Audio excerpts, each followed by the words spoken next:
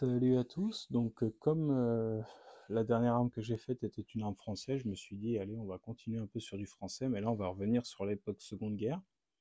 Donc, vous avez devant vous une French Vickers Berthier, donc fusil semi-automatique utilisé par l'armée française pendant la Seconde Guerre mondiale. Donc, devant vous, c'est un modèle de 1925. Donc, ça a été produit de 1933 à 1942. Ça a été designé par André Vergil et Paul-Marie Berthier. Celle-ci est en calibre 303 British, donc elle a été aussi fabriquée celle-ci en Angleterre. Elle a un chargeur de 30 coups. Elle a une cadence de tir donnée entre 450 et 60 coups par minute. Ça, c'est le fusil mitrailleur qui a remplacé le Chauchat, la Chauchat dans l'armée française. Et comme je l'ai dit, ça a été produit en Angleterre. Donc, par contre, celle qui est devant vous, donc, comme je vous l'ai déjà expliqué dans plusieurs vidéos, quand vous passez sur certains types d'armes à feu, donc en l'occurrence là, des gros pistolets mitrailleurs qui n'étaient pas semi-automatiques mais full automatiques, il faut une licence en fait avec l'ATF. Et ça coûte 600 balles. Donc la version qui est devant vous est une version démilitarisée. Donc toutes les pièces sont d'origine.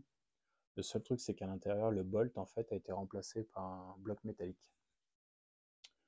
Donc voilà, mais c'est toujours sympa d'avoir ce type de fusil mitrailleur dans sa collection. Donc, et puis en plus, celui-ci en l'occurrence, c'était le modèle français. Donc, vous voyez la bête. Donc là, sincèrement, vu que c'est une arme que j'ai pas pu tirer avec et qu'elle est démilitarisée, j'ai pas pu faire notre petit système habituel de notation au complet, mais je vais vous dire quand même, si on avait dû la noter, ce que j'en pense. Investissement, code, valeur. Alors, j'ai envie de dire, c'est là on peut pas donner le point. Pourquoi? Parce que déjà, chez les collectionneurs de la Seconde Guerre euh, aux US, ils préfèrent avoir la Brent, par exemple la British Brent, que la Vickers Berthier française. Donc c'est pas une arme qui recherche beaucoup, c'est pas une arme qui prend de la valeur, c'est une arme dans cet état-là qui vaut à peu près entre 1000 et 2000 $ aux États-Unis. Et ça fait quelques années que c'est à ce prix-là et ça bouge pas tant que ça. Donc c'est pas forcément un bon investissement. Au niveau collectable, c'est pas vraiment collectable comme je viens de le dire parce que tous les collectionneurs sont vraiment vraiment beaucoup plus orientés vers la Brent que le modèle français. Au niveau de l'accessibilité, par exemple là vous avez la mienne devant vous. Je crois que depuis que je l'ai acheté, faut savoir que moi je vais sur les sites pour essayer d'entrer de nouvelles armes au moins une fois ou deux fois par semaine pour voir ce qui rentre. J'en ai jamais revu. Donc c'est très très très très rare à trouver, mais c'est pas pour autant que ça prend de la valeur. L'état général. Alors celle-ci, elle est plutôt en bon état. Mais par contre, contrairement à ce que j'ai pu dire avant sur la fabrication des armes françaises et tout, c'est peut-être parce que ça a été fait en Angleterre d'ailleurs, la qualité des bois sur celle-ci est catastrophique. Ils craquent de partout, c'est pas du bon bois. Par contre, au niveau des aciers, au niveau du métal et du mécanisme, là-dessus, il n'y a pas de souci. Mais l'état général est quand même pas terrible par rapport aux autres armes que je collectionne. Le pays d'origine, donc pour moi, tout ce qui est français est fantastique, donc là, il y a le point.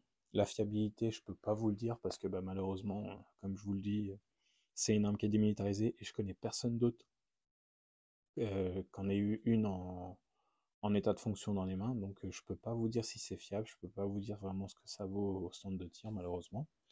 Le calibre, donc celle-ci en 303 British, c'est le même calibre avec lequel je tire avec mes Enfield. C'est un calibre que j'aime beaucoup, donc ça c'est plutôt un bon calibre. Euh, Là-dessus, rien à dire, j'aime bien ce calibre. La distance, j'en ai aucune idée, comme je vous dis, parce que je connais personne qui a pu tirer avec et je n'ai pas tiré avec personnellement. La prise en main, c'est une catastrophe. C'est lourd, c'est lourd, c'est long.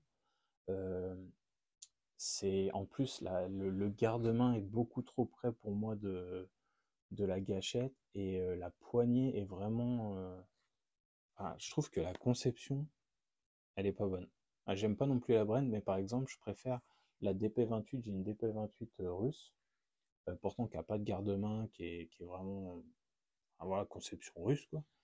c'est beaucoup plus agréable que ça. Ça, c'est vraiment pas agréable et j'imagine même pas quand le canon devait être chaud et tout, comment ça devait être vraiment galère à transporter et tout. C'est pas. Enfin, moi, la prise en main, j'ai pas aimé. Et la précision, bah, comme je vous ai dit, hein, je me répète, j'ai pas tiré avec, donc je connais personne qui a pu tirer avec, donc c'est pas. Je sais pas. Je sais pas si c'est bien, je sais pas ce que ça vaut. Moi, en tout cas, je l'ai dans ma collection. Ça, pour moi, c'est important parce que c'est français et je veux avoir tout ce qui est français accessible dans ma collection. Donc voilà, ça c'était la présentation. Alors je vais bouger le téléphone exceptionnellement pour vous montrer parce qu'elle est vraiment longue. Donc voilà, vous montrer un peu la bête. Donc, comme vous pouvez le voir, Vickers Berthier. C'est vrai que ça a vraiment la gueule d'une Brent, hein, mais c'est pas une Brent quoi.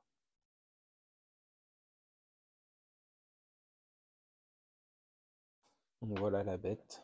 Donc comme j'ai pu vous dire, vous voyez la qualité des bois, celle-ci, moi la mienne, j'ai déjà dû réparer la crosse parce qu'elle avait cassé. Vous voyez, il y a pas mal de petits points, c'est plutôt abîmé et tout, mais donc voilà. J'espère que cette vidéo vous a plu, et puis je vous dis à bientôt.